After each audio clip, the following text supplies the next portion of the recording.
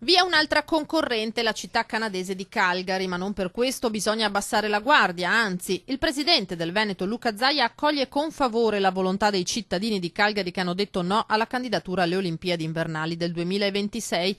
Il 56,4% dei votanti al referendum consultivo sulla corsa per aggiudicarsi i giochi ha bocciato l'idea e ora il Consiglio municipale, salvo sorprese, ratificherà la volontà della maggioranza con una revoca formale della candidatura.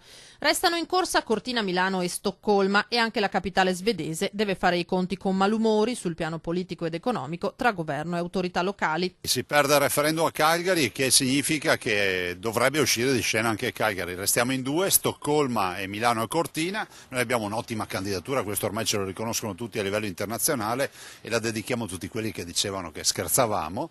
E però dico, noi dobbiamo andare avanti, lavorare pancia a terra come avessimo 1000 concorrenti, non solo uno che a questo punto resta a Stoccolma, sembra. Impegnarsi con ancora maggiore determinazione quindi in vista della prossima scadenza il 28 novembre a Tokyo, dove lo stesso Zaia, il sindaco di Milano Sala e il presidente del CONI Malagò voleranno per presentare la candidatura al CIO. Lavoriamo perché siamo i più forti. Saremo a fine mese a presentare la nostra candidatura a Tokyo, tutti i membri CIO, al congresso e poi ancora fino all'arrivo finale di giugno dove dovremo avere l'investitura. Io spero ci sia l'investitura per Milano Cortina. Candidatura che incassa anche l'impegno del governo per voce del ministro dell'interno Matteo Salvini. Se non bastano i fondi privati faremo noi l'ultimo sforzo, ha dichiarato, malgrado l'esecutivo abbia sempre sostenuto di non voler sborsare un euro.